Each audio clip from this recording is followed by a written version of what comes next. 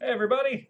I Today we're gonna tell a little tale of forced role-playing and sleeping on a block of ice. So in college, I had an opportunity that I hadn't had up to that point in my life. I was able to camp out for a gaming system. I was able to camp out for anything. I never had the money or the time or the inclination. never been into the wilderness. Well, I mean camping out for a product. Deep into the wilderness. Okay, No, you and I are not going camping. We would die. we would die. I couldn't handle walking 4 blocks through A, the Texas heat yesterday. a bear would eat me, and then you would go out with it. That's yeah. See what I did there? It was kind Oh of dear. um But I'm pumped. yeah. So I was always a Nintendo kid growing up, and the opportunity came for me to camp out to get a Wii. And it wasn't that I was like super stoked. Oh my gosh, I got to be the first person to get a Wii. It was more like, hey, here's this life experience I can have. I can have the story of camping out to get something.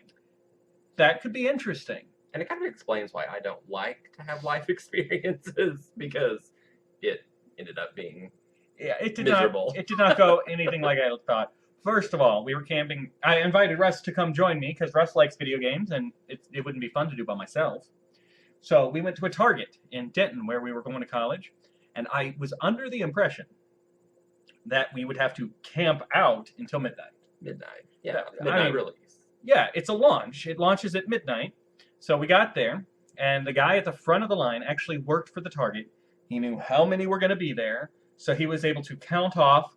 So we were guaranteed to get one. If we got in this line, he was counting people like, okay, if you get in line, you can have one. If you get in line, you can have one. And we were maybe the last people in line or near the last We were people just in around the line. corner of the building. Yeah. Mhm. Then after we got in line and we got our names on the list and everything, we found out, oh, it doesn't open till what, 7?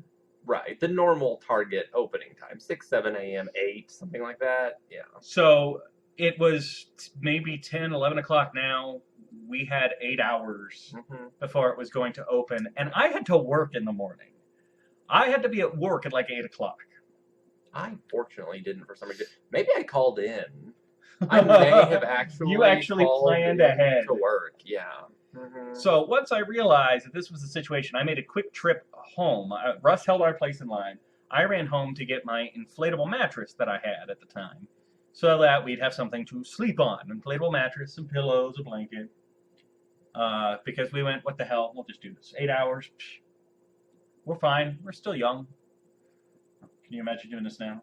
No, I wouldn't. No, I shouldn't have done this 10 years ago. So doing it now, no, certainly not, and certainly not for another Nintendo console. So, no kidding.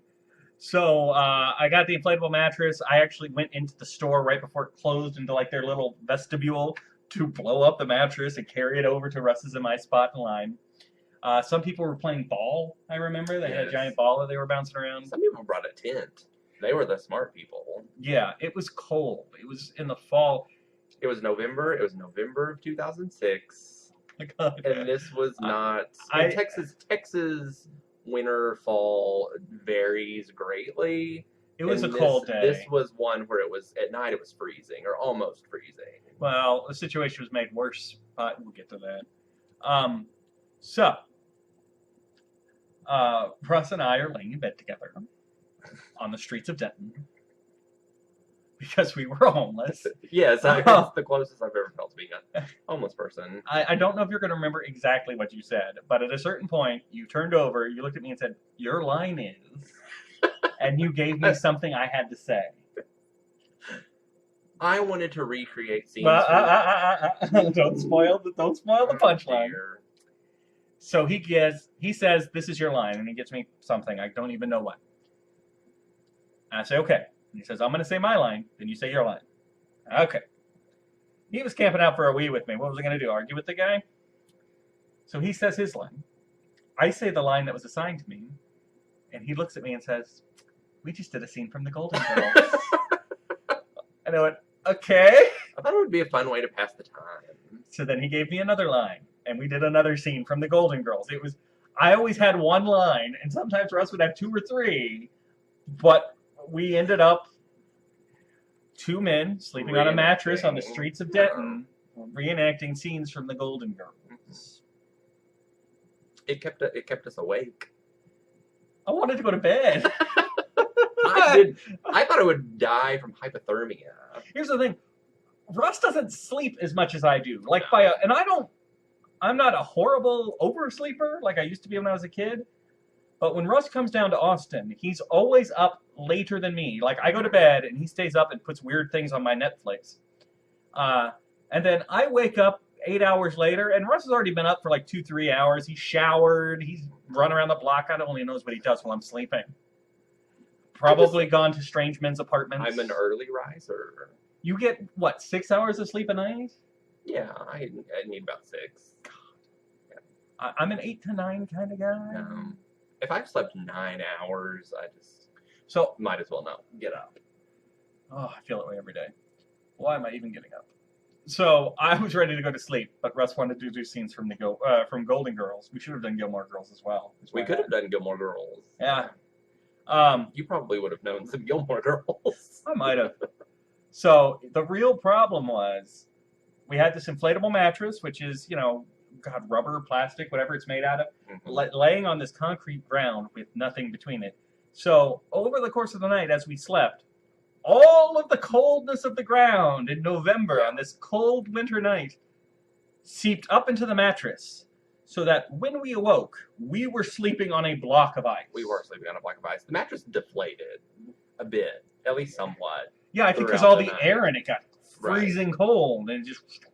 Science. So we woke up on a slightly deflated block of ice, frozen all the way to the bone. Mm-hmm. That was a deep, cold. We had a threadbare blanket, right? We were sleeping outdoors. Threadbare, a sheet. We had a sheet. A sheet and coats. And then the store opened. Mm-hmm. And we got our Wiis. Now, I didn't have enough money to buy a game with the Wii. I only had enough money to buy the Wii. Luckily, it came with Wii Sports. Russ was able to get... I got... Twilight something. You got a Zelda. Yeah, was that out for the Wii yet? I don't remember. Whatever was with the Wii at launch. I think it was Twilight Princess. I don't remember. I remember I got a game. I don't remember which game. Fairly certain it was Twilight Princess. So, I went home, put the box in the middle of the living room, told my roommate I got to go to work, because I did, on very little sleep, and I went to go work at the abused children's shelter, worked a full shift, came home exhausted, still cold inside, to find that my roommate Daniel had spent the entire day that I was at work playing the Wii. He had set it up, and he'd been enjoying my new video game console while I was at work. I feel like this is something I should be angry about, but even at the time I didn't care. Like, all right, I'm glad he's enjoying it. My turn. I feel like Daniel and I had very poor boundaries. And that's almost a whole other story. Daniel and I had very poor boundaries. I feel like I should have cared that he took the thing that I camped out overnight for, plugged it in, and was playing it while I was at work, but I didn't. Well, I went home, stayed home from work, and slept. And I did. I didn't play it for like at least 24 hours. So... and then, okay, the extension to my story, and I don't know if I even ever told you this, I had to return it. It was defective. So I did that for a defective console, which I did get a replacement at no cost, shipped to me, but I went home, slept, didn't play it, like a day later, plugged it in, played it for like a day, and then it broke somehow. And then I had to just wait for them to ship me a replacement. It took you years to tell me that. Yeah. It took you years to tell me that. I was really that. angry about it when it first happened. I was like, because I got a cold from doing that. I'm not surprised. So, I'm kind of surprised I didn't. Yeah. It's kind of funny that we both camped out for a console. Like, we slept overnight on the streets. And it was the Wii. And it was the Wii, and neither one of us was so thrilled about having it that we had to play it then. I didn't call in sick to work. I went to work. My roommate played the Wii. Russ went to bed. Like, we were clearly not the target audience for the idea of camping out for a console. We were clearly. We were 23. What, 23? Something like that. Which, I think is already a little old to be doing I that. know. I just like to have life experiences, Yeah, I can generally pass on life experience. until I drag you along to Yeah, them. basically. I remember so much of you and me in college was me calling you and yelling at you to leave your apartment to go do Yeah. something. Like, we're cool beans. Get here now. I've always been a bit of a shut-in. I am less of a shut-in now than I was when I was 23, which is odd. I'm a lot more of a shut-in now than I Yeah. was when I was 23. I don't do the life experience thing as much anymore because they usually end up with me sleeping on a block of ice next to a gay man on the streets of the city. I rode a Segway recently, And you told me, and I fell, but I did it, I thought you weren't Which is- supposed to be able to fall off of those. which is maybe you're not. You but and I did President it. Bush. Yes. That's what my friend told me. Me and President Bush. It was, how did the story go? President Bush fell off a Segway. A reporter wrote how he's the only person in the world to ever fall off a Segway. Then, a couple weeks later, that reporter fell off a Segway, issued a And I fell off a retraction, Segway. and said that him and Bush were in an elite So club. I believe you, President Bush. And now Russ is Because also in that elite I fell club. off a Segway, and it wasn't even turning. I mean, I was just we were just on it. We were It's flying, happening! flying through a park, and I think I bent down to dodge a tree branch, and it like got the machine off balance, and I would just tumble, and yeah. So I thought I dislocated. I didn't dramatically hurt myself, but my knee hurt for weeks after that. But anyway, what my whole point is that I am more adventurous now than I was when I was in my 20s. So Russ and I are going to go do Segway No, races. we're not. We're going to go kayaking on the river. No, We I can can't swim.